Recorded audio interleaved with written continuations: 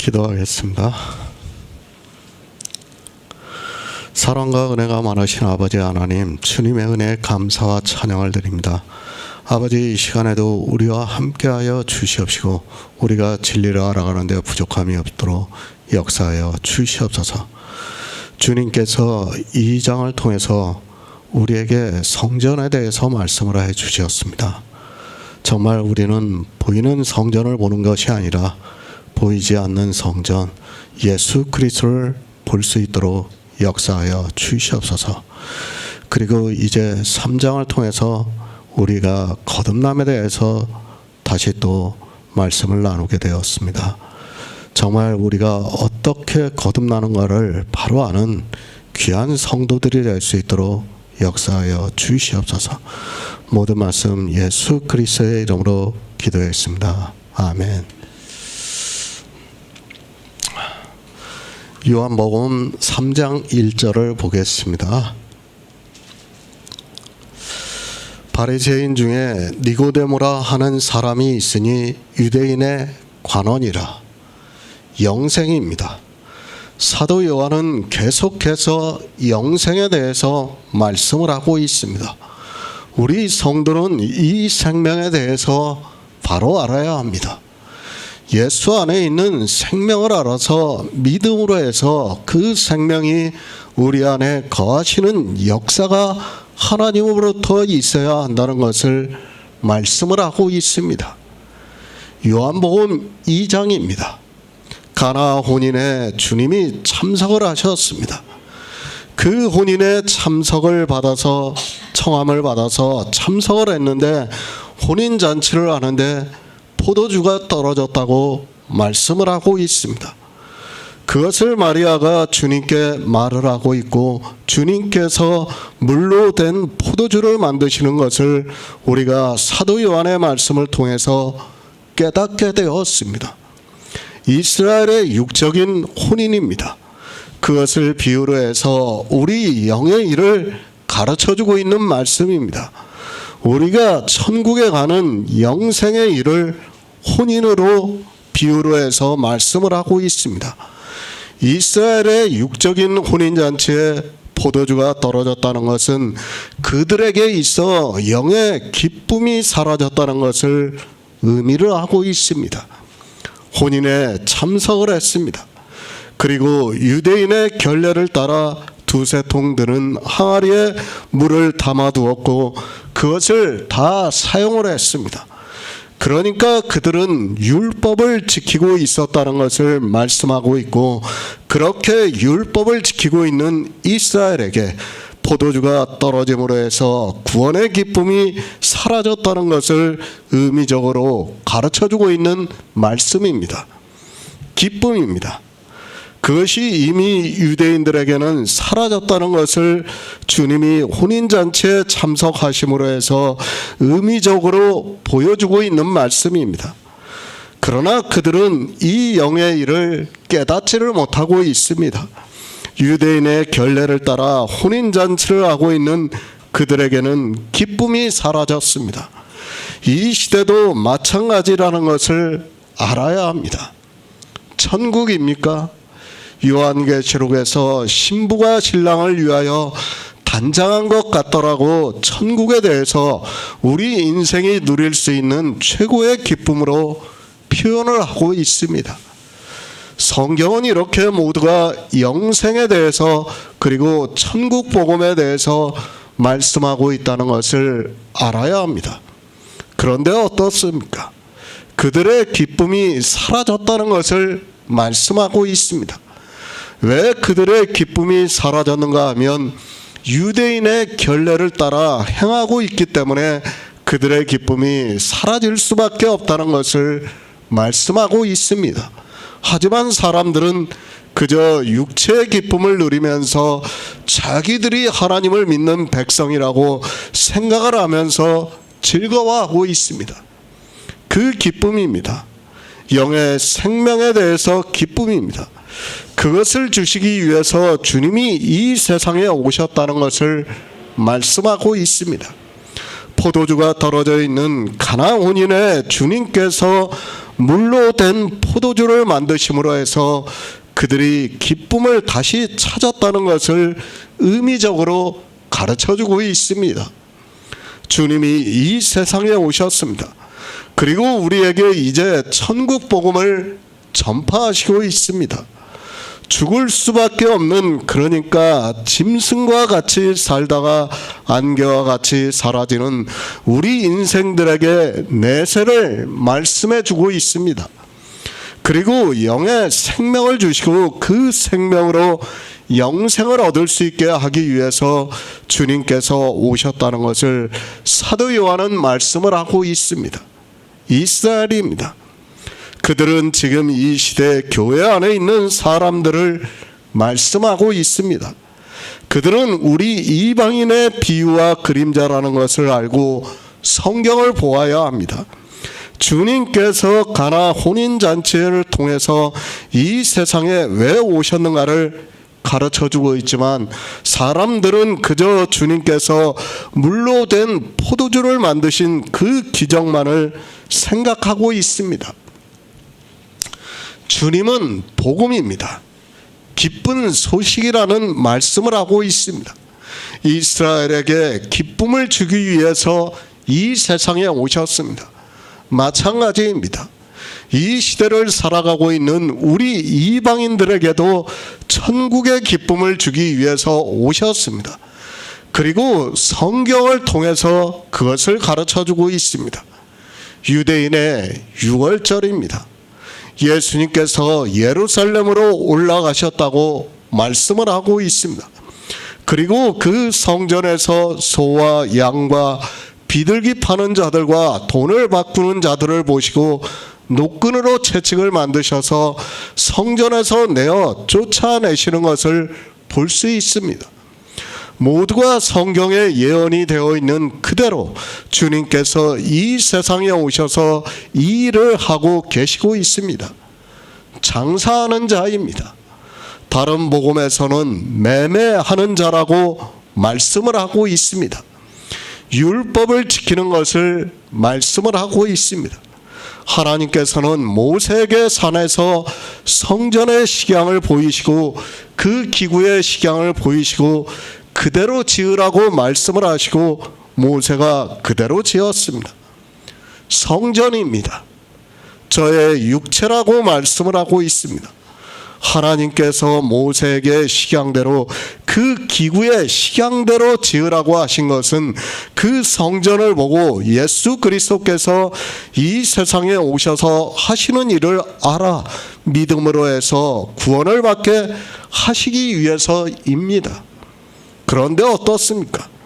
그들은 그 성전에서 모세가 기록한 대로 율법을 지키는 일에 열심을 내고 있었습니다. 광야에서 지은 성막까지 4번의 성전을 지어졌지만 그들은 단 한 번도 그 성전에서 예수 그리스도를 알아 믿는 것이 아니라 율법을 지키는 일에 열심을 냈습니다. 그것이 하나님을 섬기는 일이라고 생각을 하고 제사장들과 레위인들은 더욱 열심을 냈던 것을 볼 수 있습니다. 주님께서 그런 그들에게 말씀을 하십니다. 이 성전을 헐라 내가 사흘 동안에 일으키리라고 말씀을 하고 있습니다. 그러나 보이는 성전을 보고 있는 유대인들은 주님께서 하시는 영의 말씀을 전혀 깨닫지를 못하고 있습니다. 그러나 제자들은 주님께서 죽은 자 가운데서 살아나신 후에 이 말씀을 기억하고 성경과 및 예수의 하신 말씀을 믿었다고 말씀을 하고 있습니다. 유대인들은 표적을 구하고 있습니다. 그런 유대인들에게 주님께서 표적을 보여주시니까 그들이 그 행하시는 것을 보고 믿었더라고 말씀을 하고 있습니다. 다시 말씀을 드리지만 표적을 보고 믿었다고 하는 것은 실제 믿는 것이 아니라는 것을 우리가 알아야 합니다. 늘 말씀을 드리지만 믿음이라는 것은 성경을 아는 데서부터 출발이 된다고 말씀을 했습니다. 예수 그리스도입니다.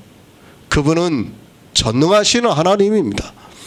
이스라엘이 행하시는 표적을 보고 그 이름을 믿는다고 했지만 주님께서는 그 몸을 저희에게 의탁지 아니하셨다고 말씀을 하고 있습니다.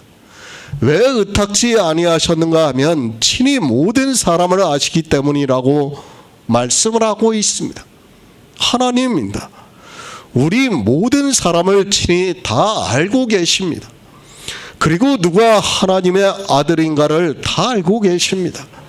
그들이 예수 그리스도를 믿는다고 했지만 어느 누구에게도 증거를 받지 아니하셨다고 말씀을 하고 있습니다. 왜 받지 않으셨는가 하면 그들이 증거를 하지 않아도 친히 모든 사람에 대해서 다 아시기 때문이라고 사도 요한은 말씀을 하고 있습니다. 새 번역을 보겠습니다. 바리새파 사람 가운데 니고데모라는 사람이 있었다. 그는 유대 사람의 한 지도자였다. 사도 요한입니다. 우리가 사복음서를 보고 있습니다. 마태는 왕으로 오신 예수님을, 마가는 종으로 오신 예수님을, 누가는 인자로 오신 예수 그리스도를, 그리고 사도 요한은 하나님으로 오신 예수 그리스도를 말씀하고 있다는 것을 우리가 알고 있습니다. 그래서 사도 요한은 처음부터 영생에 대해서 말씀을 하고 있습니다. 하나님입니다. 우리가 내세에 들어가는 것은 하나님과 함께 사는 것을 말씀하는 것이고, 그것은 하나님과 같은 존재로 살아간다는 것을 말씀을 하고 있습니다. 그래서 사도 요한은 이 내세에 들어가는 생명에 대해서 우리에게 말씀하고 있습니다. 그런데 어떻습니까? 이스라엘은 이 영의 생명에 대해서 전혀 모르고 있습니다. 자기들이 어떻게 구원을 받는가를 모르고 있습니다. 하나님이 영이시라는 것조차 모르고 하나님의 아들들이, 그러니까 하나님의 백성이 되는 것을 전혀 모르고 그저 육적으로만 생각을 하고 있습니다. 이스라엘입니다. 그들은 구약 성경을 보았습니다. 구약 성경을 보고 이 영의 일을 안다는 것은 거의 불가능하다고 저는 믿고 있습니다. 그들이 모르는 것은 어쩌면 지극히 당연한 일입니다. 물론 하나님께로부터 은혜를 받은 선지자들은 이 영생에 대해서 말씀을 하지 않았어도 자기들이 하나님으로 말미암아 구원을 받아 천국에 간다는 것을 믿었습니다. 그런데 이방인입니다. 이제 모든 성경이 다 기록이 되어 있습니다. 신약 성경에서 이 영의 생명에 대해서 얼마나 많이 말씀을 하고 있습니까? 사도 요한은 처음부터 이 영의 생명에 대해서 말씀하고 있습니다. 그러나 이스라엘이 못 보던 성경을 보고 있는 이방인들 역시도 예수 안에 있는 생명에 대해서 전혀 모르고 있는 것을 볼 수 있습니다. 빌립보서 3장 5절을 보겠습니다. 신약성경 321쪽입니다. 빌립보서 3장 5절입니다. 내가 8일 만에 할례를 받고 이스라엘의 족속이요 베냐민 지파요 히브리인 중에 히브리인이요 율법으로는 바리새인이요. 바리새인이라는 말이 언제부터 등장을 했는지는 정확하지 않습니다. 그러나 주님이 오시기 전에, 그러니까 말라기 시대를 지나오면서 이스라엘에 종교적으로 영향력이 있고 지도력이 있던 사람들이 이스라엘의 재건을 위해서 태동이 된 종파라고 생각을 하면 됩니다. 이스라엘입니다. 그들은 모두가 하나님을 믿는 백성이었습니다. 그 중에서도 하나님에 대해서 열심히 있었고 성경을 많이 보면서 성경대로 살려고 했던 사람들이라고 해도 별로 틀리지가 않습니다. 그래서 그들은 성경의 문자를 중요시했고 성경의 문자 그대로 율법을 지키면서 경건하게 살고자 했던 사람들이라는 것을 우리가 성경을 통해서 충분히 알 수 있습니다. 하나님의 백성입니다. 다시 말씀을 드립니다. 그들이 출애굽을 하고 난 후에 젖과 꿀이 흐르는 가나안에 들어갔습니다. 그리고 사사 시대를 거쳐 다윗과 같은 왕이 나와서 당시 가장 강대한 나라로 우뚝 서 있었던 것을 우리가 알 수 있습니다.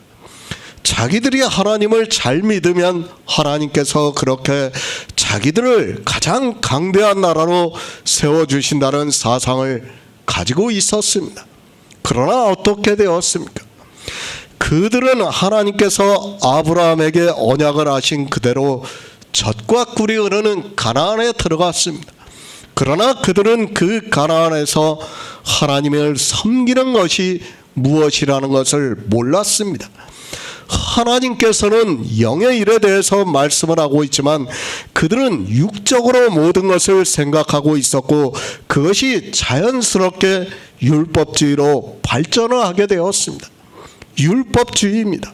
하나님께서는 광야에서 물론 모세를 통해서 율법을 반포하셨습니다. 그러나 하나님께서는 우리 인생들의 체질을 알고 계십니다. 이스라엘에게 율법을 지키라고 율법을 반포한 것이 아니라 그것을 보고 죄를 깨닫고 하나님께 은혜를 구하라고 말씀을 하고 있지만 사람들은 성경을 문자 그대로 보면서 율법을 지키는 일에 열심을 냈습니다. 선지자들을 보내셨습니다. 하나님께서는 정말 열심히 선지자들을 보내셔서 영의 일에 대해서 말씀을 하셨습니다. 그러나 그럴수록 이스라엘은 더욱더 율법주의에 빠지고 말았다는 것을 성경을 통해서 알 수 있습니다. 그들은 율법으로 말미암아 나라가 망하고 성전이 회파가 되면서도 그것을 깨달을 수 있는 지혜가 없었습니다. 지금도 마찬가지입니다. 이스라엘은 구약만 보았기 때문에 모를 수 있습니다. 그러나 이방인들은 어떻습니까? 이제 신약을 보고 있습니다. 그리고 주님께서 이 세상에 오셔서 구속의 일을 이루시고 영으로 부활하시고 우리에게 영의 생명에 대해서 천국 복음에 대해서 다 말씀을 하셨습니다. 그런데도 성경을 보면서도 이스라엘과 똑같은 길을 가고 있는 것을 볼 수 있습니다. 히브리 사람입니다. 그리고 히브리어를 하고 있는 사람들입니다. 그런 그들이 히브리어로 된 성경을 보면서도 전혀 깨닫지 못했다는 것을 알아야 합니다. 이것이 바리새인들이고 당시 종교 지도자들이었다는 것을 알아야 합니다. 그들은 정말 종교 지도자로 살면서 당시 이스라엘 사람들에게 존경을 받을 정도로 하나님께서 모세를 통해서 반포하신 율법을 지키는 일에 열심을 냈습니다. 사도 바울의 고백입니다. 내가 8일 만에 할례를 받고 이스라엘 족속이요 베냐민 지파요 히브리인 중에 히브리인이요 율법으로는 바리새인이요 율법으로는 흠이 없는 자라고 말을 하고 있습니다. 당시 바리새인들이 어떻게 살았는가를 이 말씀을 보면 쉽게 이해할 수 있습니다. 바리새인의 삶입니다. 그들은 종교인들이었습니다. 그리고 그들의 삶의 전부는 종교라 해도 별로 틀리지가 않습니다. 마치 우리나라 조선시대에 유림이 있었던 것과 같이 그들의 삶과 별로 다르지 않다고 생각을 하면 됩니다. 단지 유림들은 도덕적으로 자기들의 사상을 따랐고 바리새인들은 성경을 보면서 하나님의 말씀대로 살기를 원했던 사람들입니다. 바리새인들, 복음서에서 이 바리새인들이 많이 나오고 있습니다. 주님께서 이 세상에 오셔서 구속의 일을 하셨을 때 가장 많이 반대를 했던 사람들이 이 바리새인들이라는 것을 우리가 알 수 있습니다. 그들은 한 번도 주님의 말씀에 동의를 했던 적이 없을 정도로 대적을 했던 것을 볼 수 있습니다. 독생하신 하나님이 나타나셨습니다. 그런데 하나님을 가장 잘 믿는다고 하는 바리새인들이 단 한 번도 주님의 말씀에 따르지 않았다는 것을 우리가 바로 알아야 합니다.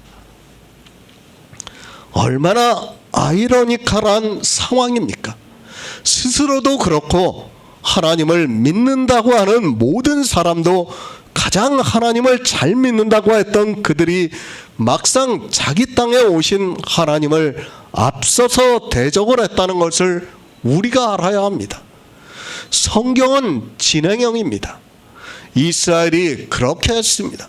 그런데 우리 이방인은 전혀 다르고 하나님을 잘 믿고 있습니까? 정말 착각하지 마시기 바랍니다. 바리새인들을 통해서 이 시대 교회 안에 있는 사람들을 그대로 보여주시고 있습니다. 종교가 되어 있는 바리새인들을 통해서 앞으로 기독교가 될 이방인들의 미래를 보여주고 있다는 것을 알아야 합니다. 바리새인입니다. 그들은 유대교의 독실한 신자들이라는 것을 알아야 합니다. 그들이 유대교의 모든 것을 주관을 하고 유대교를 이끌어갔다는 것을 알아야 합니다. 그들이 왜 주님이 오실 때 나타나셨는가 하면 앞으로 우리 이방인들이 그 바리새인들과 같이 될 것을 미리 예표로 보여주셨다는 것을 알아야 합니다. 왜 제가 바리새인에 대해서 말씀을 하고 있는가 하면 현재 진행형이에요. 그러니까 우리가 바리새인을 알아야지만 이 시대 목사들이 어떻게 하고 있는가를 그대로 알 수 있다는 거예요. 그것을 그대로 우리에게 가르쳐 주는 거예요. 그렇기 때문에 우리는 바리새인에 대해서 알아야 됩니다. 율법의 의로는 흠이 없습니다. 그들이 성경을 어떻게 보았는가를 잘 알 수 있습니다. 사도 바울은 로마서를 통해서 율법으로는 죄를 깨달음이라고 말씀을 하고 있습니다. 그리고 이미 구약에서도 의인은 없나니 하나도 없다고 말씀을 하고 있지만 사람들은 깨닫지를 못하고 있습니다. 율법을 지키는 일입니다. 그것이 얼마나 악하다는 것을 깨닫지 못하고 있습니다. 그리고 그것이 얼마나 더러운 행위라는 것을 신약 성경을 보고 있는 이방인들이 더 깨닫지를 못하고 있습니다. 사도 바울이 내가 율법으로는 흠이 없는 자라고 말씀을 하면서 그 흠이 없는 율법의 의를 예수 그리스도를 얻기 위해서 배설물과 같이 버린다고 말씀을 하고 있습니다. 똥입니다. 성경은 사람들이 하나님을 믿는다고 하면서 성경에 기록이 되어 있는 율법을 문자 그대로 지키는 것을 똥이라고 말씀을 하고 있습니다. 그 똥으로 회칠하고 있는 사람들이 그것을 의라고 자랑을 하고 있는 사람들이 바로 바리새인들이라는 것을 알아야 합니다. 그런데 어떻습니까? 이 시대 기독교를 보시기 바랍니다. 율법을 지키지 않는 교회가 어디 있습니까? 물론 바리새인들과 같이 모든 율법을 지키지는 않고 있습니다. 그러나 사도 바울이 갈라디아에서 율법을 하나를 지키면 온 율법을 지킬 의무가 있다고 말씀을 하고 있습니다. 율법입니다. 단 하나의 율법도 율법입니다. 그리고 성경에 기록이 되어 있는 모든 율법도 율법이라는 것을 알아야 합니다. 단 하나를 지켜도 율법을 지킨 사람이고 온 율법을 지켜도 율법을 지킨 사람입니다. 그리고 성경의 문자로 기록이 되어 있는 것을 우리가 그대로 행하는 것 역시 율법이라는 것을 바로 알아야 합니다. 바리새인입니다. 그들은 종교인이라는 것을 알아야 합니다. 하나님께서는 우리 인생들이 하나님을 믿는다고 하면서 종교가 되는 것을 가장 싫어하십니다. 그러나 이스라엘은 결국에는 종교가 되고 말았고 그 정점에 주님이 오셨다는 것을 알아야 합니다. 기독교인입니까? 그것이 자랑스러운 말인 것으로 생각을 하고 있습니다. 이 시대에 하나님을 믿는다고 하는 사람들은 기독교인이라고 아주 당당하게 자랑스럽게 말을 하고 있습니다. 실상은 성경에 기록이 되어 있는 바리새인이라고 당당하게 말을 하고 있다는 것과 같다는 것을 알아야 합니다. 사도행전 15장 5절을 보겠습니다. 신약성경 213쪽입니다. 사도행전 15장 5절입니다. 바리새파 중에 믿는 어떤 사람들이 일어나 말하되 이방인들에게 할례를 주고 모세의 율법을 지키라 명하는 것이 마땅하다 하니라. 바리새파입니다. 주님이 이 세상에 오셨습니다. 그리고 십자가를 지시고 3일 만에 영으로 부활하시고 40일 동안 제자들에게 보이시다가 하늘에 올라가셨습니다. 이 일이 있은 후에 오순절에 성령이 오시고 제자들에 의해서 복음이 전파가 되기 시작했습니다. 왜 성경에 바리새인을 말씀하고 있습니까? 그것은 우리가 바리새인과 같이 되지 말라는 경계를 하고 있는 말씀이라는 것을 알아야 합니다. 주님이 오셨을 때 바리새인들이 있었고 그들은 유대교의 중심이 되었습니다. 앞으로 이방의 교회가 그렇게 될 것을 아시고 하나님께서는 우리에게 예표로 보여주시고 있다는 것을 알고 있어야 합니다. 바리새인입니다. 그들이 하나님에 대한 열심이 얼마나 대단했는가를 알아야 합니다. 그들은 정말 진심으로 하나님을 믿었던 사람이고 하나님을 잘 섬기기 위해서 자기들이 할 수 있는 모든 것을 다했던 사람들이라는 것을 우리가 바로 알고 있어야 합니다. 그런 그들입니다. 그들은 성경을 연구를 했습니다. 그리고 성경에 있는 말씀들을 다 알고 있는 사람들이라는 것을 알아야 합니다. 그런 그들이 주님이 오셨을 때 영접을 하지 않았습니다. 왜 영접을 하지 않았는가 하면 그들은 종교가 되어서 율법을 지키고 있었기 때문에 그 율법을 완전케 하시는 분이 오시니까 영접할 수 없었다는 것을 알아야 합니다. 지금도 마찬가지입니다. 종교가 되어 있는 모든 하나님을 믿는다고 하는 종파는 다 율법을 지키고 있는 것을 볼 수 있습니다. 그들 역시 인간적으로는 하나님을 정말 진심으로 믿고 있습니다. 그들의 인간적인 마음을 제가 비난을 하고 또 의심을 하고 싶지 않습니다. 그들은 바리새인들과 마찬가지로 정말 하나님을 잘 믿고 싶은 사람들이라는 것을 아주 잘 알고 있습니다. 이 시대 목사들입니다. 물론 그 중에는 정말 성경을 이용해서 자기 직업적으로 살고 있는 사람들도 있습니다. 그러나 대다수의 목사들은 정말 인간적으로는 진심으로 하나님을 믿으려고 하고 있어요. 자기들이 성령을 받지 못해서 그렇지 그들의 인간적인 진심은 우리가 비난을 해서는 안 돼요. 그들은 실제 그러니까요. 다만 성령을 받지 못했기 때문에 그들의 진심이라는 것은 아무 의미가 없다는 것을 우리가 바로 알고 있어야 합니다. 그런데 그렇게 믿는다고 하는 그들이 문제는 믿음을 모르고 있습니다. 아니 성경에서 영생을 어떻게 해야 얻을 수 있는가를 전혀 모르고 있습니다. 영생을 얻을 수 있는 방법을 모르니까 어떻게 하고 있는가 하면 율법을 지키는 일에 열심을 내고 있습니다. 이 세상의 모든 사상이 권선징악입니다. 그러니까 선을 행하면 자기가 칭찬을 받고 그리고 상을 받고 악을 행하면 나쁜 곳으로 벌을 받는다는 것을 그런 사상을 다 가지고 있습니다. 그것이 사상입니다. 그런 사상에서 믿음이라는 것은 도무지 받아들일 수 없다는 것을 알고 있어야 합니다. 바로 바리새인도 그런 사상이 있었습니다. 아니 성경의 문자를 보면 그렇게 말씀을 하고 있는 것과 같이 보이기 때문에 당연히 그렇게 생각을 하면서 하나님을 믿었습니다. 사람의 생각입니다. 죄를 지면 벌을 받아야 한다고 생각을 하고 있습니다. 저 역시도 그것에 대해서는 부정을 하고 싶지 않습니다. 이 세상에서 죄를 지면 당연히 그 죄에 대해서 처벌을 받아야 한다고 생각을 하고 있습니다. 그렇게 해야 세상이 조금 더 편해질 수 있다고 저 역시도 그 생각에는 변함이 없습니다. 그러나 성경입니다.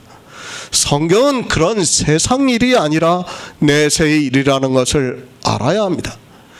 그것을 모르고 성경을 보면 바리새인이 될 수밖에 없고 종교인으로 전락할 수밖에 없다는 것을 알아야 합니다.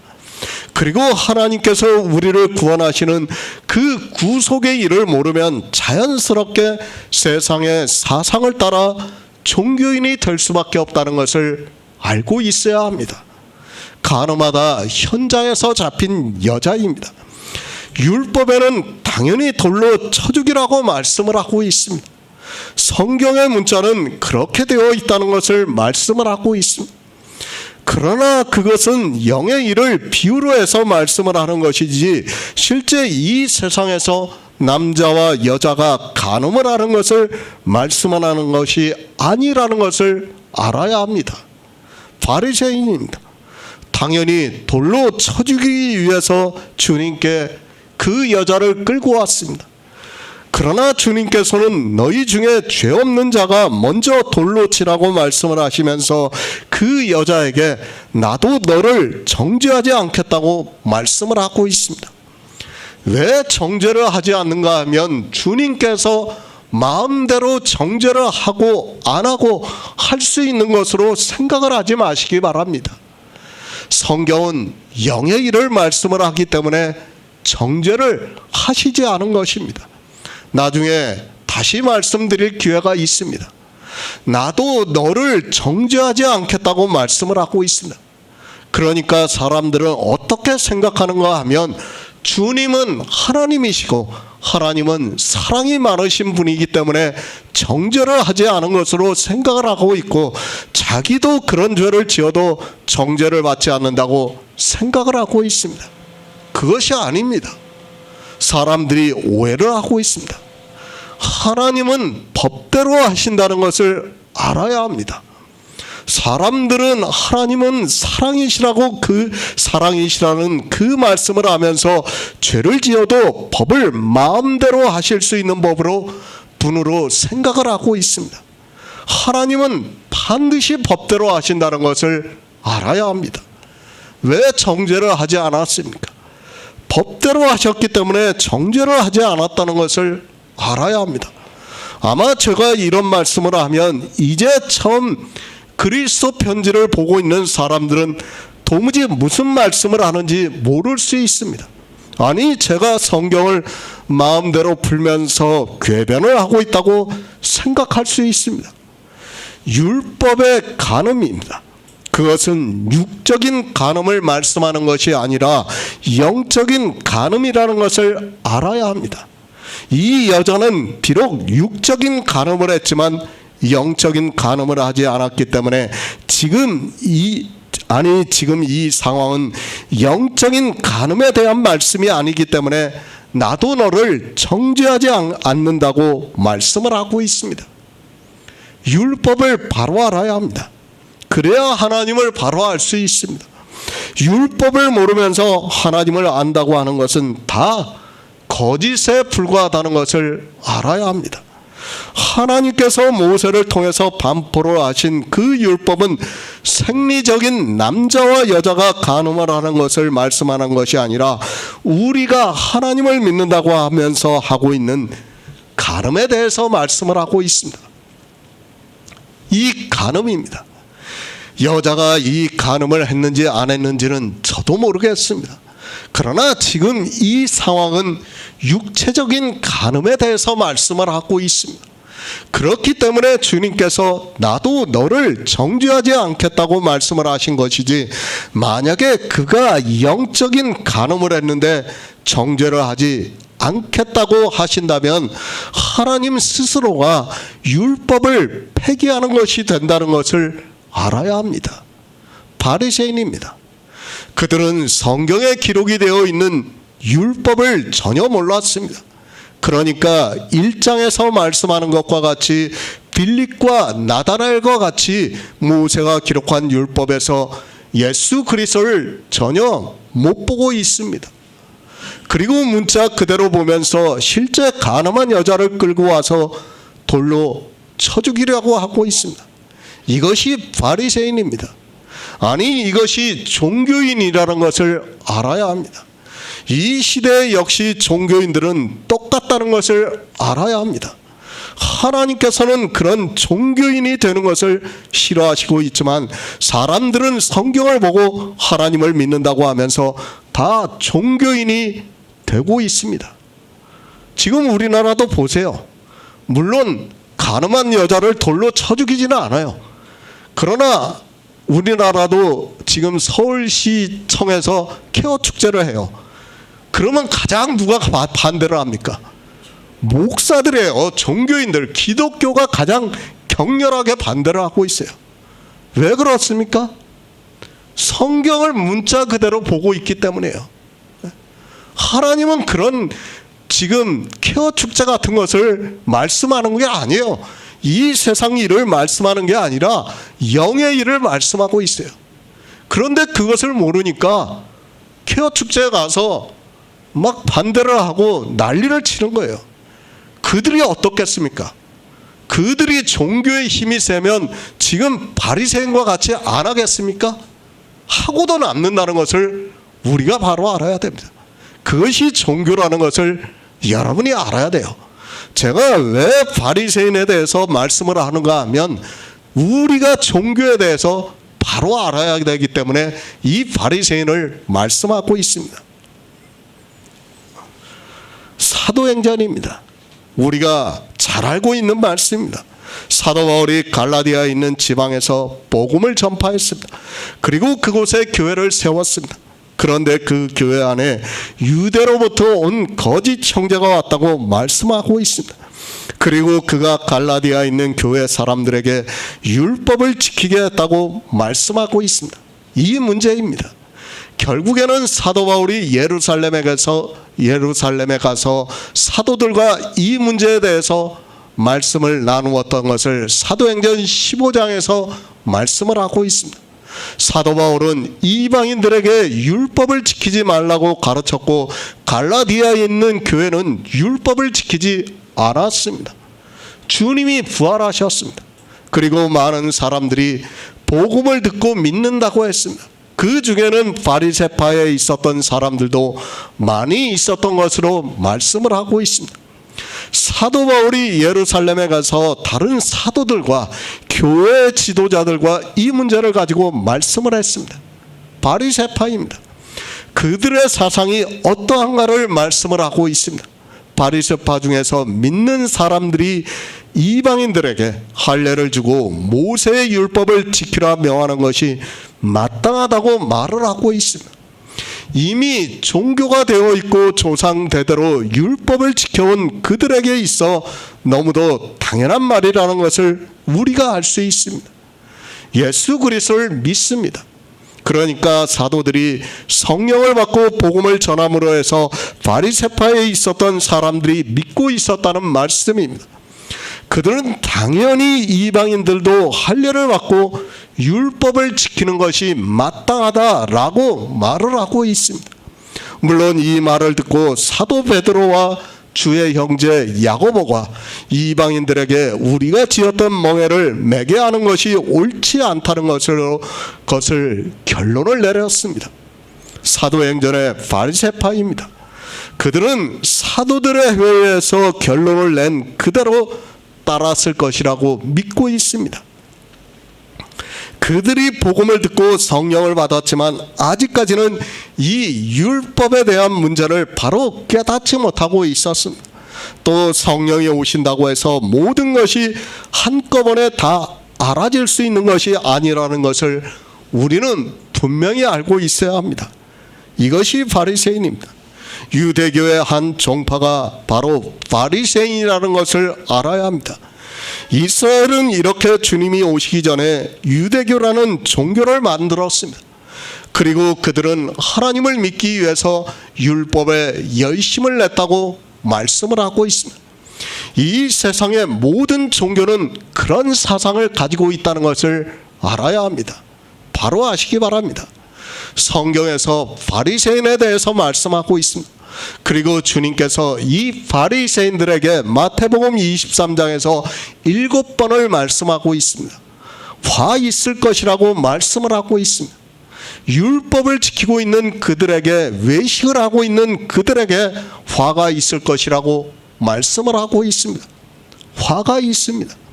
주님께서 이스라엘의 바리새인에게만 하시는 말씀으로 생각하지 마시기 바랍니다. 우리 이방인들이 바리새인과 같이 종교가 될 것을 미리 아시고 말씀을 하고 있습니다. 그러나 사람들은 성경을 그렇게 보고 있지 않습니다. 아니, 자기들은 바리새인과는 전혀 다르다고 생각을 하면서 교회 안에서 율법을 지키는 일에 열심을 내고 있습니다. 마태복음 23장입니다. 주님께서 바리새인들에게 하시는 말씀입니다. 우리는 정말 이 말씀을 바로 알아야 합니다. 내가 여기에 단 한 가지라도 해당이 되고 있다면 그들과 같이 화를 당한다는 것을 명심하고 있어야 합니다. 그러나 이 시대는 율법을 지키고 있고 외식이 넘쳐나고 있는 것을 볼 수 있습니다. 바리새인입니까? 이 시대 기독교인들은 그들보다 더하다는 것을 알아야 합니다. 주님께서 외식하지 말라고 말씀을 하고 있지만 이 시대 기독교인들이 얼마나 많은 외식에 빠져 있습니까? 아니, 외식이 무엇이라는 것도 모르고 주님께서 마태복음에서 하신 말씀을 바리새인에게만 하신 말씀으로 하고 자기들에게는 해당이 안 되는 것으로 생각을 하고 있습니다. 제가 계속 말씀을 드려요. 지금 이스라엘은 신약 성경을 안 보고 있어요. 그럼 누가 신약 성경을 보고 있습니까? 우리 이방인들이에요. 그럼 마태복음 23장의 말씀은 누구에게 하고 있는 말씀입니까? 우리 이방인들에게 하고 있는 말씀이라는 것을 바로 알아야 돼요. 우리가 바리새인이 된다는 것을 예수님께서는 아시고 말씀을 하는 거예요. 그런데 사람들은 성경을 그렇게 보고 있지 않습니다. 바리새인이 되지 마시기 바랍니다. 아니, 유대교인이 되지 마시기 바랍니다. 이 시대의 기독교라는 종교가 이방에 세워졌습니다. 그리고 그 중에는 여러 종파가 존재하고 있습니다. 정통이라고 하는 기독교 안에서도 장로교, 감리교, 침례교, 성결교 등 여러 종파가 있다는 것을 우리가 알고 있습니다. 그들이 어떻습니까? 다 하나님을 믿는다고 하고 있습니다. 그리고 그들의 열심이 얼마나 대단한가를 우리가 충분히 알고 있습니다. 얼마나, 그러나 안타깝게도 그 모든 종파가 율법을 지키고 있다는 것을 알아야 합니다.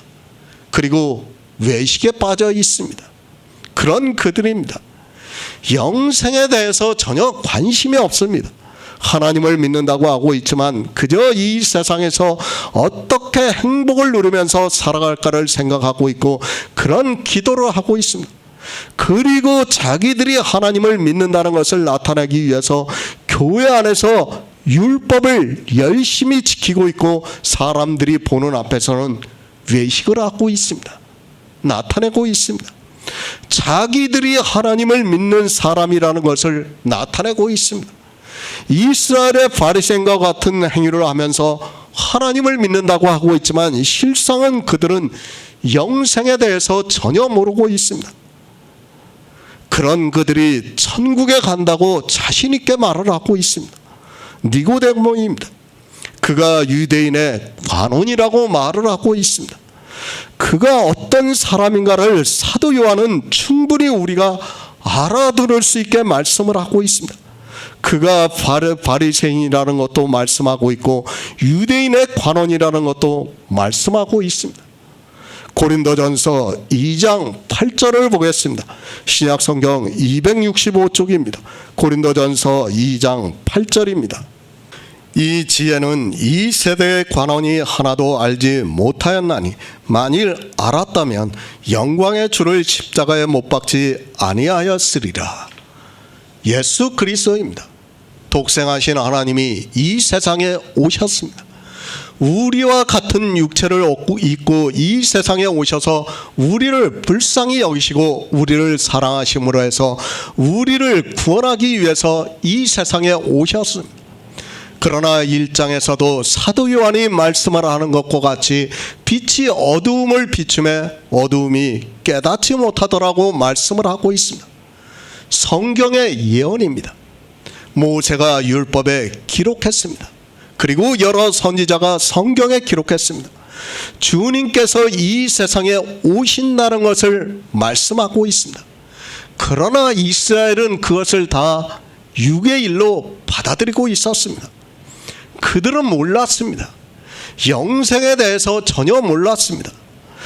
하나님께서 이스라엘을 선택하시고 계속해서 선지자들을 보내주시면서 하나님이 이 세상에 오셔서 우리 인생들을 구원해 주시겠다는 것을 말씀하고 있지만 사람들은 성경을 보면서 영의 일을 본 것이 아니라 거의 다 육의 일로 보고 있습니다. 예수 그리스도입니다. 그가 독생하신 하나님이라는 것을 알았다면 아마도 어느 누구도 십자가에 못 박히시는 것을 막았을 것입니다.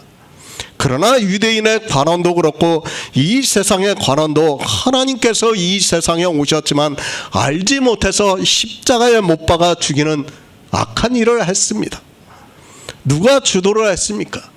이스라엘의 바리새인이 그렇게 했다는 것을 우리가 성경을 통해서 충분히 깨달을 수 있습니다. 그들이 왜 그렇게 했는가 하면 하나님을 믿는다고 했지만 영의 일을 모르고 성경을 문자 그대로 보면서 율법을 지키려고 하다가 예수 그리스도를 십자가에 못 박아 죽이고 말았습니다. 모릅니다. 이 시대에 누가 알고 있습니까?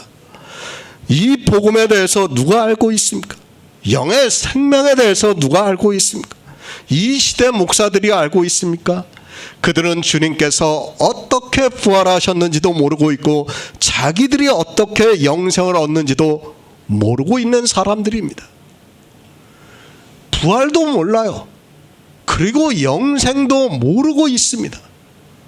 이제 11장에 가서 부활에 대해서 다시 말씀을 하겠지만은 사람들이 어떻게 부활을 생각합니까? 다 자기들의 신체의 부활을 얘기하고 있어요. 아니에요. 앞으로 계속 요한복음에서는 영의 부활에 대해서 말씀을 한다는 것을 우리가 알아야 됩니다. 그런데 사람들은 믿지를 못해요. 아니, 믿을 수가 없어요. 깨달을 수가 없으니까 믿을 수가 없는 겁니다. 성경을 그냥 보지 마시기 바랍니다. 성경이 그렇다고 하면 그런 것으로 받아들이시기 바랍니다. 성경에서 말씀을 하고 있는데 나는 아니라고 하는 생각이 얼마나 어리석은 생각이라는 것을 알아야 하고 그것이 결국에는 자기를 망하게 하는 길로 가게 하고 주님의 말씀과 같이 바깥 어두운 곳에 쫓겨나 슬피 울며 이를 갈미 있게 된다는 것을 알아야 합니다. 그러니까 성경에서 바리새인들을 말씀하고 있으면 우리 역시 그렇다는 것을 인정을 하고 성경을 봐야 된다는 말씀입니다. 말이 됩니까? 모두가 하나님을 믿는다고 하고 있습니다. 그런데 하나도 없다고 말씀하고 있습니다. 구약의 이스라엘도 하나님을 믿는 사람이 하나도 없었다는 것을 알아야 합니다. 그런데 신약에 와서도 사도 바울이 이 지혜는 이 세대의 관원이 하나도 알지 못하였나니 만일 알았다면 영광의 주를 십자가에 못 박지 아니하였다고 말씀하고 있습니다. 관원입니다. 물론 세상의 관원도 포함이 되어 있습니다. 그런데 유대교에 있던 사람들도 역시 관원이라는 것을 알아야 합니다. 그들이 얼마나 하나님을 잘 믿는다고 했던 사람들입니까? 자기들만이 하나님을 믿고 하나님을 믿으려면 자기들 같이 믿어야 한다고 했던 그들이지만 사도 바울은 이 지혜를 하나도 알지 못했다고 말씀하고 있습니다. 계속해서 말씀하고 있습니다. 제가 설교나 강해에서 계속해서 이 말씀을 하고 있습니다. 교회 안에서 하나님을 믿는다고 하지만 실제 하나님을 믿는 사람이 얼마나 적은가를 성경이 말씀하고 있기 때문에 계속해서 말씀할 수밖에 없고, 성경은 우리에게 경계로 말씀을 하고 있습니다. 안타깝습니다. 그리고 가슴이 아픕니다. 제 주변에 있는 사람들을 보아도 너무도 안타까운 마음을 가지고 있습니다. 그렇다고 해서 제가 그들에게 복음을 전하면 그들이 듣는 것이 아니라 도리어 이단이라고 공격하고 있는 것을 볼 수 있습니다. 종교의 보숭에 묶여서 옴짝달싹 못하게 묶여서 끌려가고 있으면서도 깨닫지를 못하고 있습니다. 정말 안타까워요.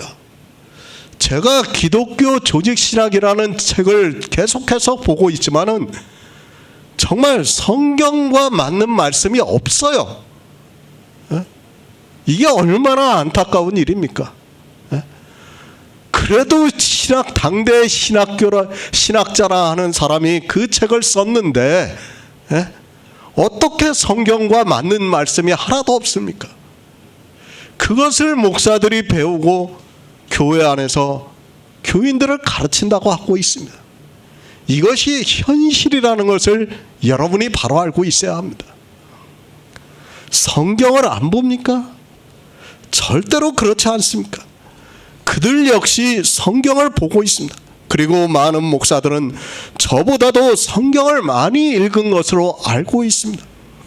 저는 솔직히 그렇게 성경을 많이 본 사람은 아닙니다.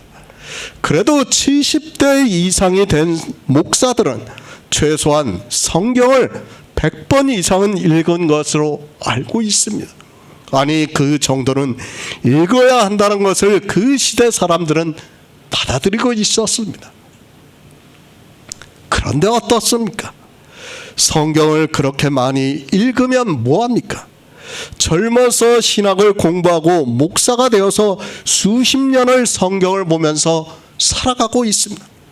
그러나 불행하게도 그들 역시 이스라엘의 바리새인과 조금도 다르지 않게 성경을 문자적으로 보고 있고, 그 문자를 통해서 알고 있는 지식으로 율법을 지키는 일을 하면서 하나님을 믿는다고 생각을 하고 있습니다. 명심하시기 바랍니다. 이 시대 관원이 하나도 없다고 말씀을 하고 있습니다. 관원이 하나도 알지 못하면 그 백성은 어떻게 됩니까? 관원이 알지 못하는 것을 백성이 알 수 있다고 생각하지 마시기 바랍니다. 바리새인들이 알지 못하는 것을 이스라엘 백성들이 알 수 있다고 생각하지 마시기 바랍니다. 이것이 종교입니다. 그리고 하나님을 믿는다고 하는 사람들이라는 것을 알아야 합니다. 우리는 성경에서 말씀하고 있는 것을 그대로 받아들이는 마음을 가져야 합니다. 그런데 사람들은 어떻게 생각하는가 하면, 이 시대 관원은 알지 못했어도 그 시대 바리새인들은, 종교 지도자들은 알지 못했어도 지금은 알고 있다고 생각하고 있습니다. 이스라엘입니다. 이 세상의 지혜로도 그렇습니다. 어느 나라 사람이 머리가 좋은가를 조사를 하고 있습니다. 우리가 잘 알고 있듯이 이스라엘 사람들이 세상 모든 사람들보다 머리가 좋다는 것을 알고 있습니다. 그래서 이 시대 부도 거의 이스라엘 사람들이 가지고 있다는 것을 알고 있어야 합니다. 이 세계 경제를 좌지우지할 정도로 그들은 머리가 좋은 사람들입니다. 그런데도 어떻습니까? 그들이 성경을 매일 읽고 살아가고 있습니다. 이스라엘의 종교 지도자들은 성경만 보고 산다고 해도 별로 틀리지가 않다는 것을 알아야 합니다. 그런데도 그들은 영의 생명에 대해서 아무것도 알지 못하고 성경을 문자 그대로 보면서 세상 초등학문으로 하나님을 믿고 있는 것을 볼 수 있습니다. 주님이 오셨을 때입니다. 그 시대 관원 중에 하나라도 지혜가 있었다면 예수 그리스도를 십자가에 못 박지 않았다고 말씀을 하고 있습니다. 지금도 마찬가지라는 것을 알아야 합니다. 지금 이 시대 그래도 이름이 있는 목사 한 사람이라도 복음을 알았다면 이 시대 교회는 이렇게까지 되지 않는다는 것을 비유적으로 말씀하고 있습니다. 우리가 로마서 강해를 통해서 알았습니다. 사도 바울이 무엇이라고 말씀합니까? 내가 증거하노니 저희가 하나님께 열심히 있으나 지식을 좇는 것이 아니라 하나님의 의를 모르고 자기의 의를 세우려고 힘써 하나님의 의를 복종치 아니한다고 말씀을 하면서 하늘에 계시는 예수 그리스도를 모셔내리고 있다고 말씀을 하고 있습니다. 그것이 우리 인생들입니다. 우리의 지혜가 우리의 이성이라는 것이 어떻다는 것을 알고 있어야 합니다.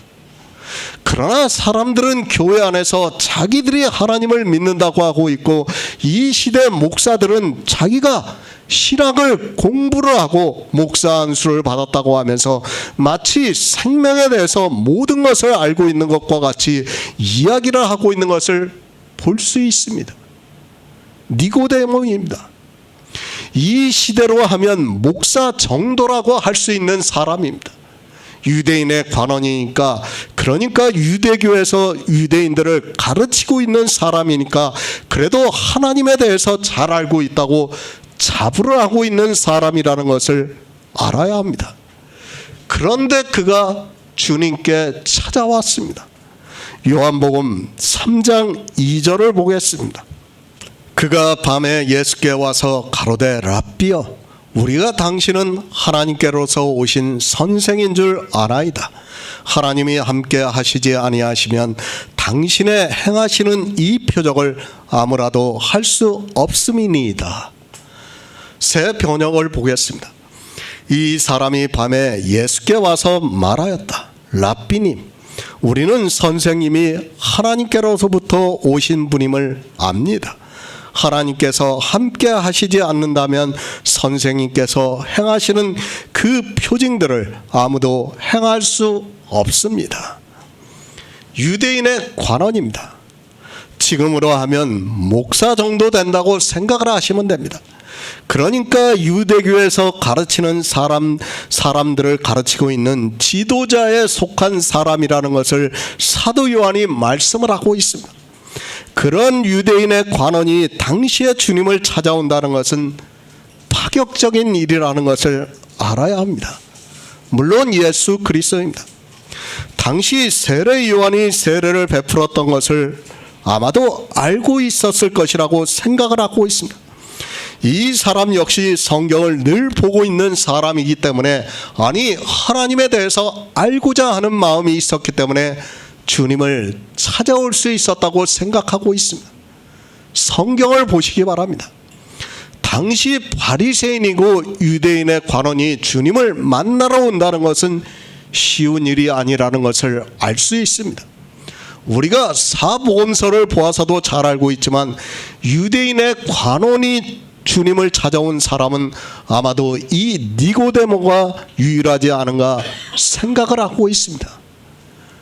왜 이 말씀을 하고 있는가를 알아야 됩니다. 성경은 예표입니다.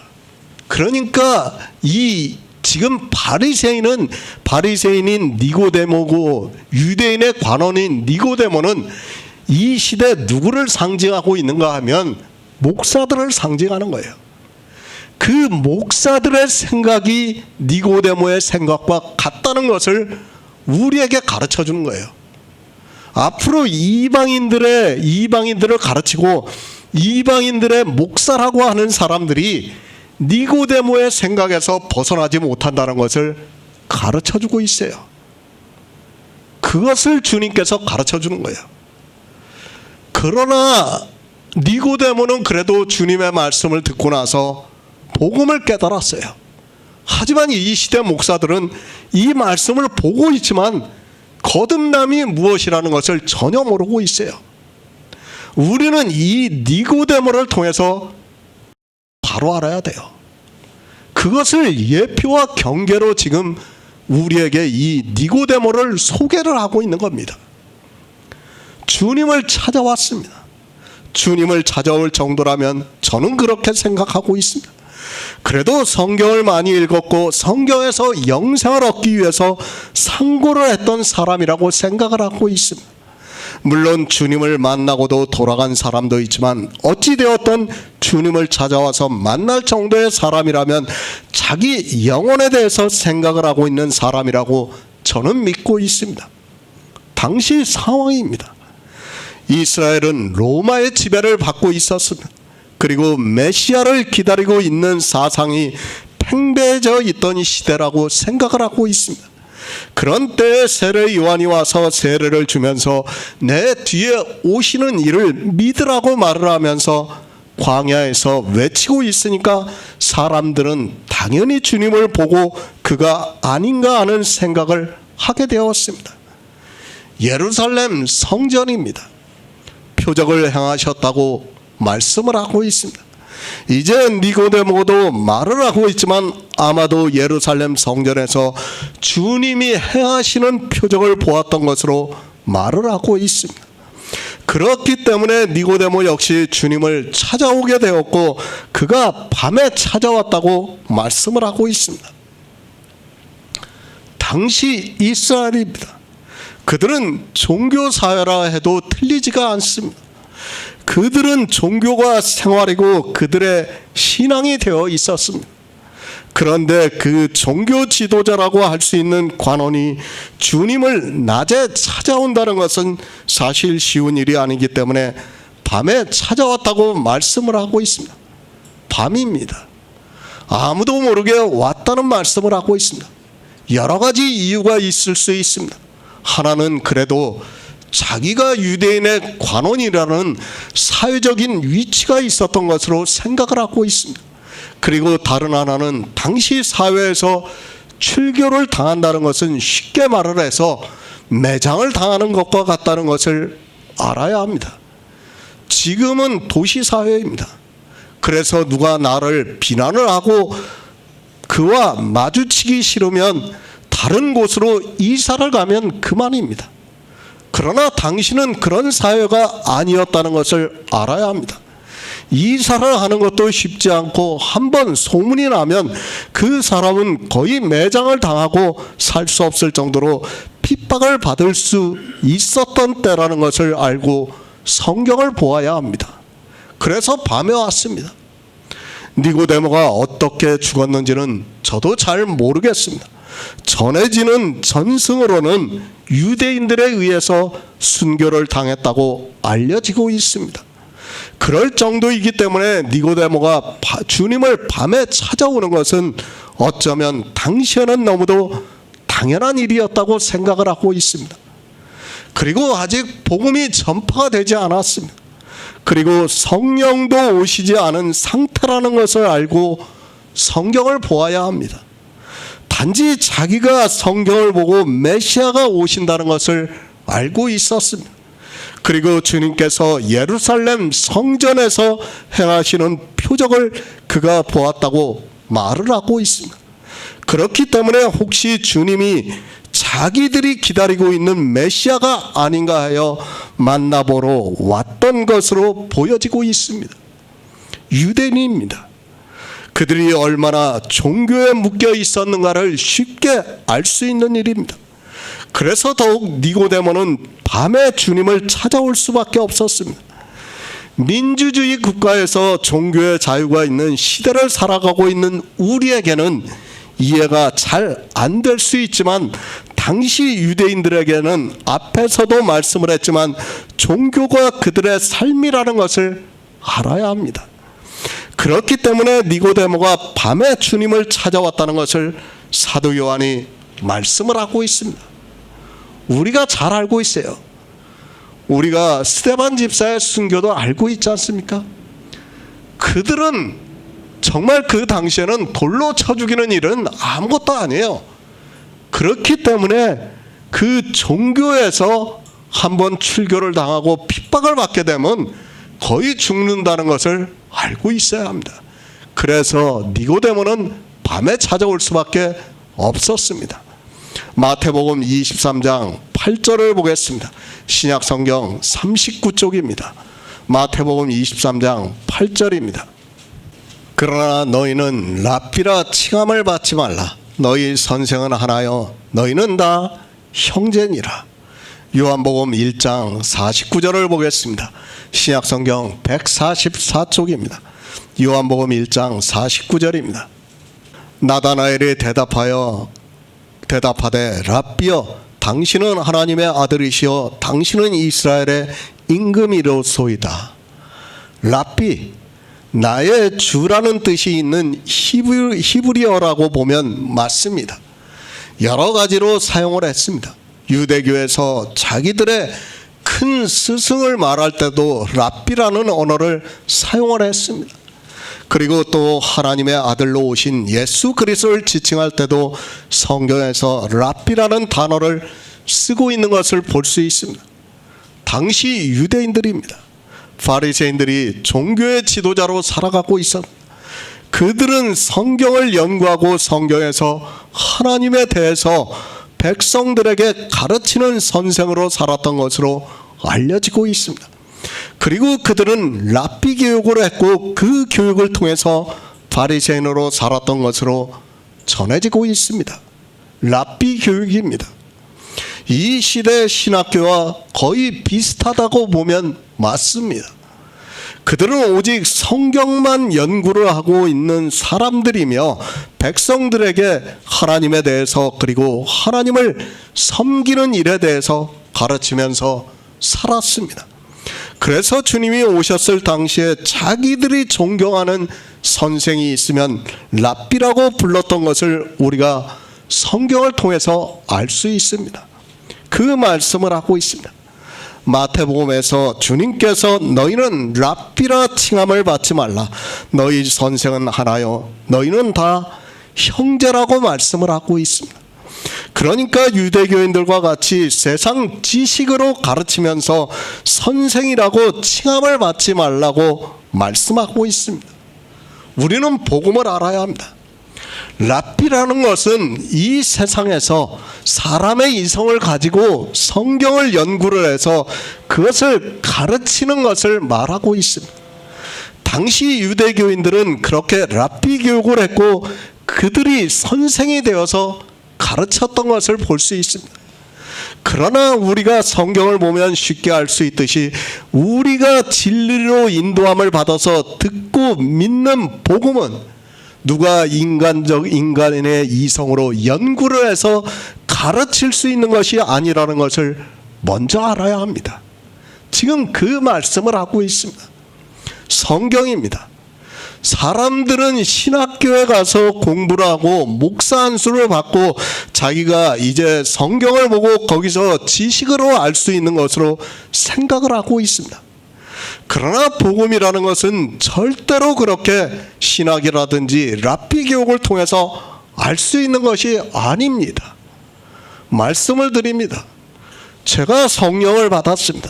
그리고 예언의 은사를 받았습니다. 그래서 성경에서 진리로 인도함을 받고 있습니다.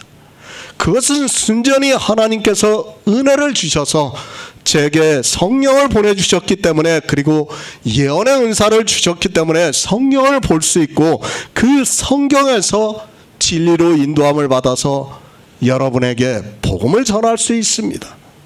그렇다고 선생이 됩니까? 절대 그렇지 않다는 것을 알아야 합니다.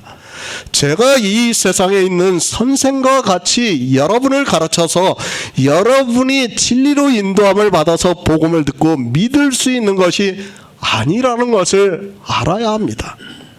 제가 먼저 성령을 받고 예언의 은사를 받아서 성경을 바로 풀 수는 있습니다.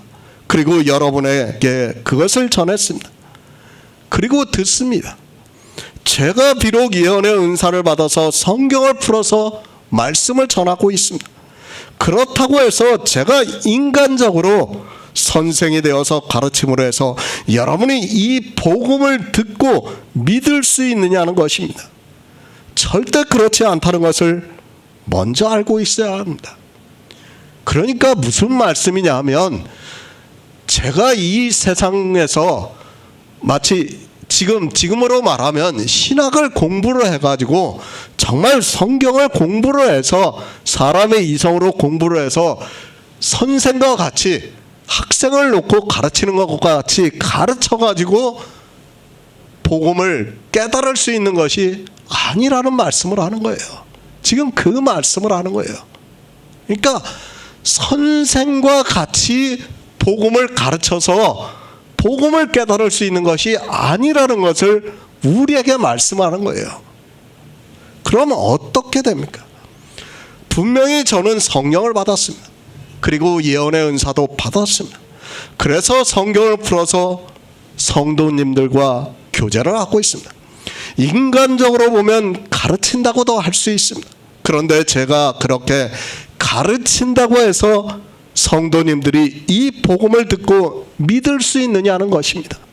안 됩니다. 그러면 어떻게 되어야 합니까?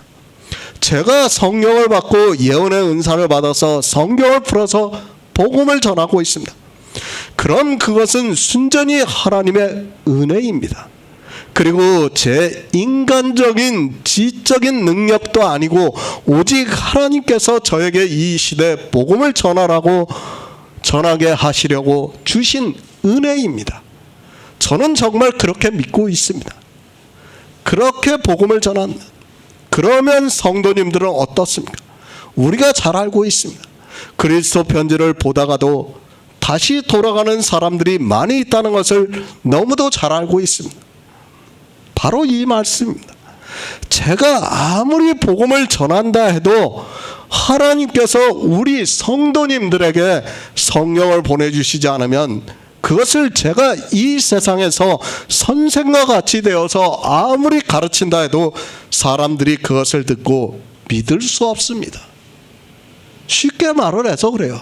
제가 사람들을 모아가지고 내가 복음이 있다 하면서 광고를 해가지고 사람들을 모아가지고 가르친다고 해보시기 바랍니다. 그런다고 해서 그들이 정말 1년, 2년, 3년을 배운다고 해서 이 복음을 깨달을 수 있느냐는 것입니다. 그것이 아니라는 거예요. 그렇기 때문에 선생이 아니라는 거예요. 선생과 같이 가르쳐서는 안 된다는 것을 우리에게 말씀을 하고 있습니다. 그것을 알아야 합니다. 하나님은 모든 것을 하실 수 있는 분입니다. 제가 먼저 성령을 받았고 예언의 은사를 받아서 성경을 풀고 있습니다. 그러나 저는 그렇게 믿고 있습니다. 제가 아니더라도 우리 중에 하나님께서 만약에 누군가에게 먼저 성령을 보내주시고 예언의 은사를 주셔서 성경을 풀게 하셨다면 저와 우리 성도님들의 입장이 바뀔 수 있다고 믿고 있습니다. 제가 잘났습니까? 제가 인간적으로 지혜가 우리 성도님들보다 더 뛰어납니까? 저는 단 한 번도 그렇게 생각을 하지 않고 있습니다. 만약에 하나님께서 우리 중에 어느 다른 사람에게 성령을 보내주시고 예언의 은사를 주셔서 성경을 풀게 역사를 하시고 저를 구원하시고자 한다면 저는 그 사람에게서 복음을 듣고 믿어서 구원을 받는다고 믿고 있습니다. 마태복음의 말씀입니다. 우리가 정말 잘 이해를 해야 합니다. 겸손의 모양을 나타내라는 것이 아닙니다. 하나님께서 다른 사람에게 성령을 보내주시고 이 시대에 예언의 은사를 주셨다면 저는 그 사람에게 듣고 믿어서 구원을 받습니다. 저는 지금도 저보다 더 복음을 잘 전하는 사람이 있다면 그렇게 해야 한다고 믿고 있는 사람입니다. 제가 선생입니까? 저는 절대로 선생이 아닙니다. 우리 그리스도 편지에서 교제를 하고 있는 한 형제라는 것을 한시도 잊지 않고 있습니다. 저는 단지 하나님께서 먼저 성령을 보내주시고 예언의 은사를 주심으로 해서 성경을 풀어서 복음을 전하게 하신 것밖에는 없다고 믿고 있습니다.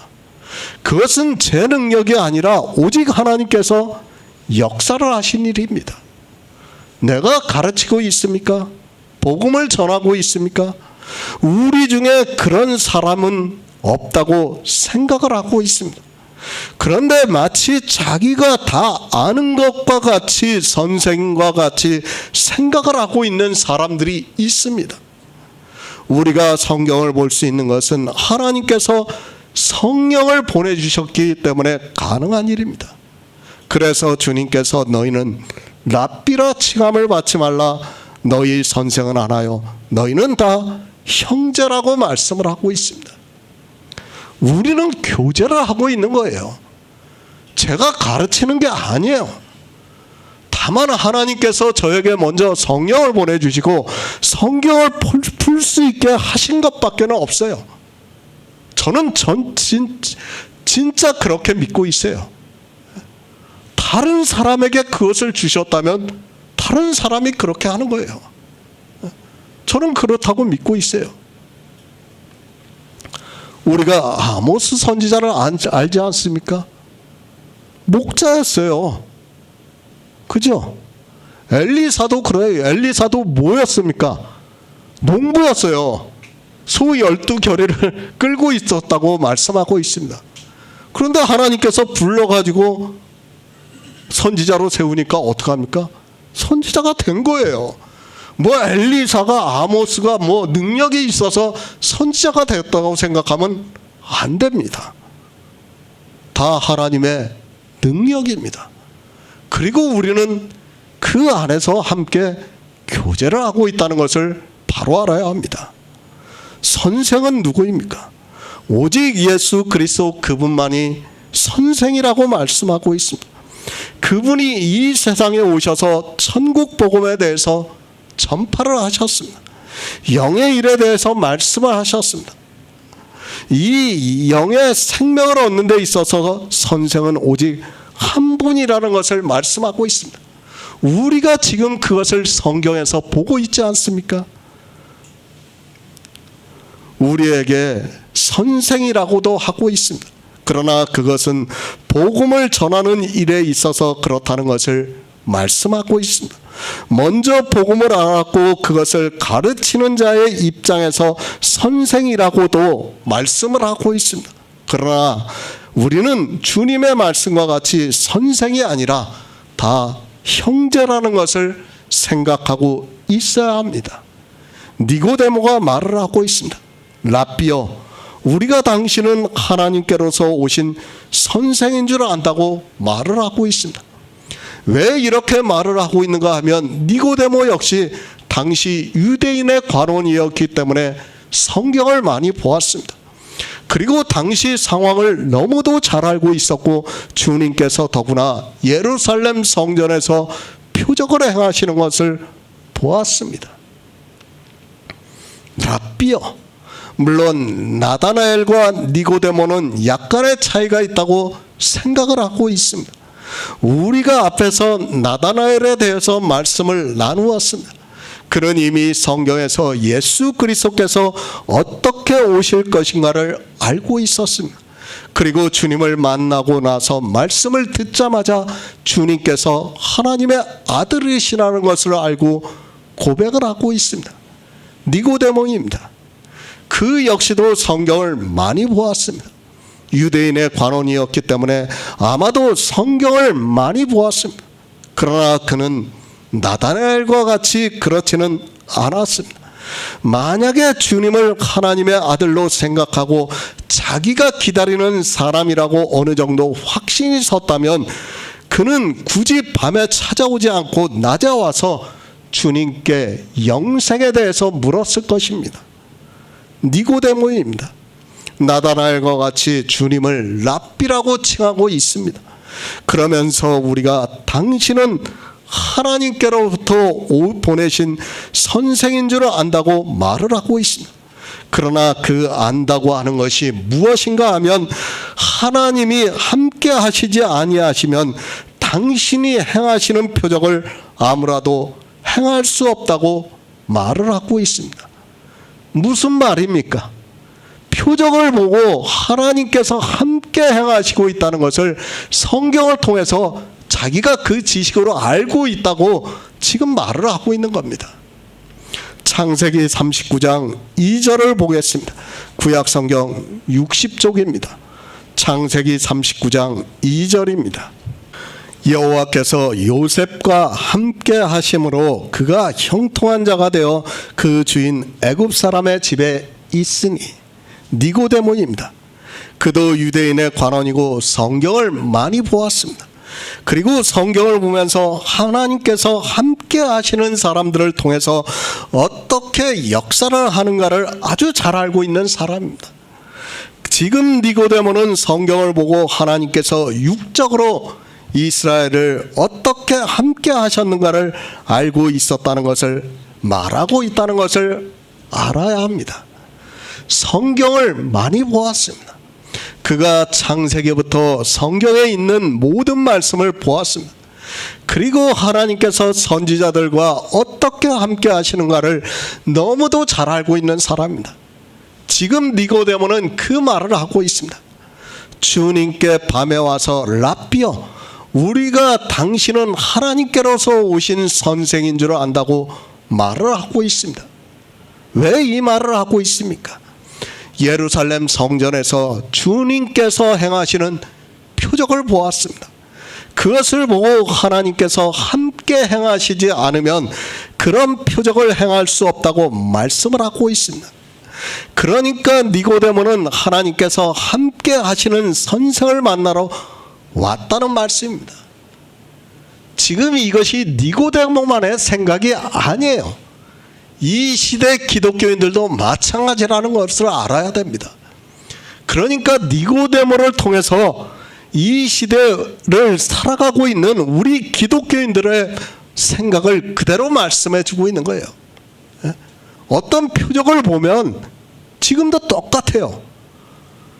하나님께서 함께 하시기 때문에 저렇게 된다고 생각해요. 그렇죠.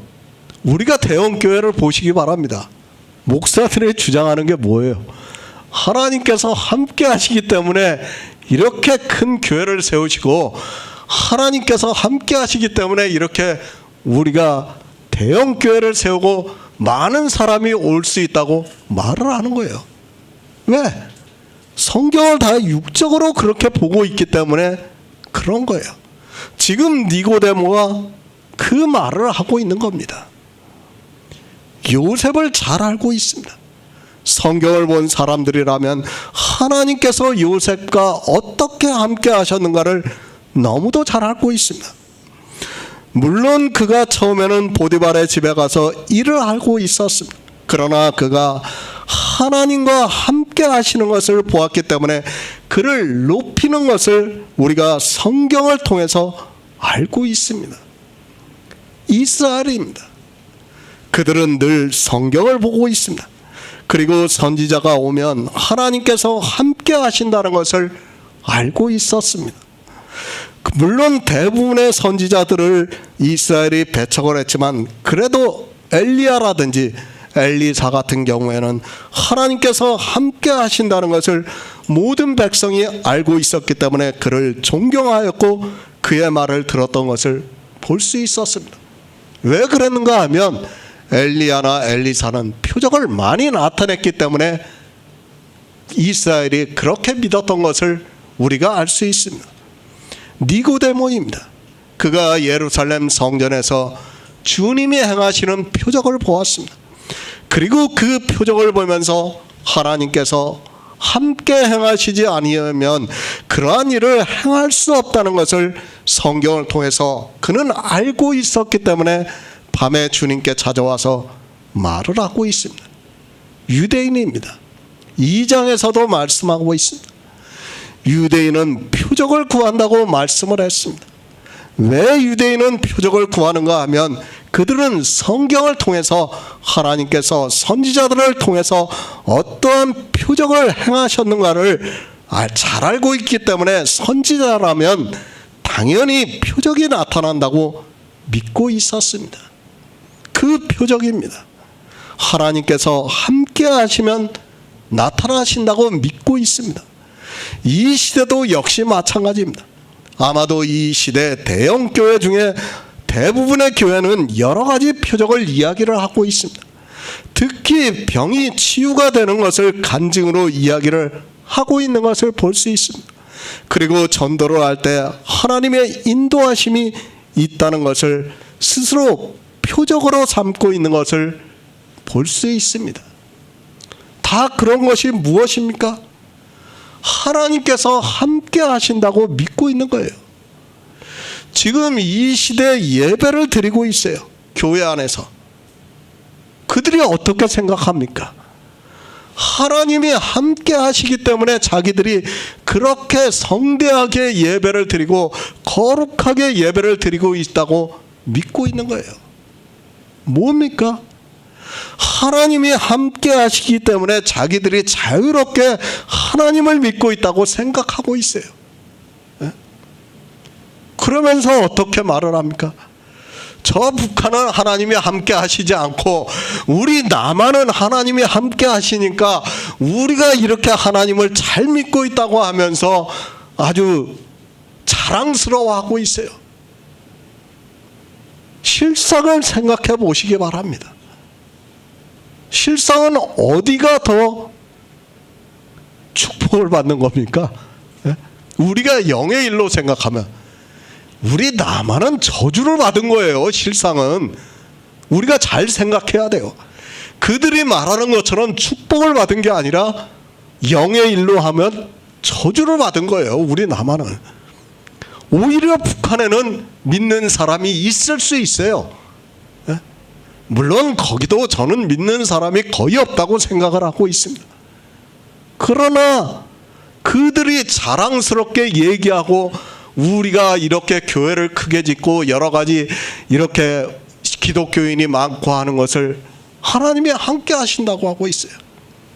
그게 하나님이 함께 하시는 겁니까? 하나님이 함께 하시는 게 아니에요. 절대로 아닙니다. 하나님은 그들이 어떻습니까? 다 버리셨어요. 그들은 저주를 받을 자들이에요. 그런데 무슨 하나님이 함께 하신다고 말을 할 수 있습니까? 지금 그것을 가르쳐 주는 거예요. 니고데모를 통해서. 표적을 보고 찾아온 니고데모를 통해서 가르쳐 주고 있습니다. 그들은 표적을 구하고 있습니다. 이 시대 기독교인들 역시 많은 표적을 구하고 있습니다. 기도를 하는데 성경 말씀이 떠올랐다든가 하는 등 그들이 간증을 하는 이야기들이 기독교인들에게 다 표적이 되어 있다는 것을 우리가 알고 있습니다. 그러면서 어떻게 생각하고 있습니까? 하나님께서 함께 하신다고 믿고 있습니다. 하나님께서 자기들과 함께 하시기 때문에 성경에 기록이 되어 있는 요셉이 하나님과 함께 하심으로 형통했던 것과 같이 자기들도 하나님이 함께 하시기 때문에 그렇게 되었다고 하면서 간증들을 하고 있는 것을 볼 수 있습니다. 그 대표적인 게 뭐예요? CBS에서 새롭게 하소서예요. 간증을 하면서 뭐라고 합니까? 다 자기들이 하나님과 함께 하시기 때문에 자기들이 이렇게 되었다고 간증을 하고 있어요. 뭐예요? 그게 다 실상은 다 저주라는 것을 깨닫지를 못하고 있는 겁니다. 표적입니다. 2장에서도 말씀드렸지만 겉으로 나타난 흔적이라고 사전에서 말을 하고 있습니다. 이렇게 하나님을 믿는다고 하는 사람들이 표적을 구하고 있다는 것을 우리가 잘 알고 있습니다. 사람들은 그런 표적을 보고 마치 하나님을 믿는 것과 같이 생각을 하고 있고 또 하나님께서 자기들과 함께 하시는 것으로 생각을 하고 있습니다. 자기 육체가 잘 되는 것을 보면서 하나님이 함께 하신다고 생각을 하고 있습니다. 사실은 뭡니까? 영이에요, 영. 만약에 육체가 잘 된다고 생각을 하면 초대교회에 그 수많은 죽임을 당한 사람들은 하나님이 버린 사람들이에요. 그 사람들을 우리가 이야기할 필요가 없어요. 그렇지 않습니까? 물론 여러 선지자들을 통해서 표적이 나타났습니다. 그리고 주님이 오셔서 표적을 행하셨습니다. 그리고 사도들 역시 복음을 전하면서 표적을 행하시는 것을 우리가 성경을 통해서 알고 있습니다. 그러나 이제는 성경이 다 기록이 되어 있다는 것을 우리가 늘 생각을 하고 있어야 합니다. 그 이상의 표적이 우리에게 필요가 없다는 것을 이미 지난 시간에 말씀을 드렸습니다. 표적입니다. 지금 니고데모는 주님께서 예루살렘 성전에서 행하시는 표적을 보고 찾아왔습니다. 사실 이것은 니고데모만 그런 것이 아니라 이 시대 역시 마찬가지라는 것을 알아야 합니다. 만약에 누군가 교회 안에서 표적을 보게 되면, 아니 세상에서라도 표적을 보면 마치 하나님이 함께 하시는 것으로 생각을 하고 있습니다. 그런데 사도 바울이 뭐라고 말씀합니까? 이 성경의 표적이라고 우리에게 분명히 말씀하고 있지 않습니까? 이제는 성경에 다 기록이 되어 있습니다. 우리는 다른 표적을 구하면 안 돼요. 이 성경에서 예수 그리스도를 알아 영생을 얻는 것이 우리에게 표적이라는 것을 알아야 됩니다. 마태복음 12장 38절을 보겠습니다. 신약 성경 20쪽입니다. 마태복음 12장 38절입니다. 그때 서기관과 바리새인 중 몇 사람이 말하되 선생님이여 우리에게 표적 보여주시기를 원하나이다. 유대인입니다. 그들은 표적을 구하고 있습니다. 니고데모 역시 예루살렘 성전에서 주님께서 행하시는 표적을 보고 하나님께서 함께 하시는 것으로 알고 주님을 밤에 찾아왔습니다. 그러나 주님께서 그렇게 표적을 보고 찾아온 니고데모에게 거듭남에 대해서 말씀을 하고 있습니다. 그러니까 니고데모는 주님이 행하시는 표적을 보고 하나님께로서 오신 선생이라고 하면서 하나님께서 함께 하신다고 말을 하고 있습니다. 이것이 유대인입니다. 그리고 지금 이 시대 기독교인도 역시 마찬가지라는 것을 알아야 합니다. 표적을 보고 찾아온 니고데모에게 주님께서 표적을 보고 내가 나를 하나님께로 오신 선생인 줄 알고 있느냐, 그리고 하나님께서 함께 하시면 이런 표적을 행할 수 없다는 것을 알고 있느냐고 하면서 거듭남에 대해서 말씀을 하고 있습니다. 표적을 보았습니다. 그리고 주님께서 함께 하시기 때문에 표적을 행할 수 있다고 말을 하고 있습니다. 그러니까 니고데모의 생각은 하나님께서 함께 하시는 선생이라는 정도로 알고 있는 겁니다. 우리 인생들의 생각이 다 이렇게 육적인 생각에 머물러 있다는 것을 니고데모를 통해서 가르쳐주고 있는 겁니다. 표적을 보았습니다. 그리고 그 표적은 자기가 생각할 때 하나님이 함께 하시지 않으면 할 수 없다고 생각을 하면서 주님을 랍비라 부르면서 찾아왔습니다. 그런 니고데모에게 주님께서 내가 표적을 보고 내가 하나님과 함께 하심으로 표적을 행하는 것을 보고 왔느냐고 하면서 그것이 아니라 더 중요한 것이 있는데 거듭남이라고 말씀을 하고 있습니다. 그러니까 우리는 표적을 보면 안 된다는 것을 지금 사도 요한은 2장 마지막 절부터 해서 3장 초에까지 같이 말씀을 하고 있는 거예요. 그것을 가르쳐주고 있는 겁니다. 거듭남입니다. 이제 주님께서 표적을 보고 온 니고데모에게 거듭남에 대해서 말씀하고 있습니다. 니고데모는 표적을 보고 하나님께로서 오신 선생을 만나러 왔는데 주님으로부터 뜻밖의 말씀을 듣고 있습니다.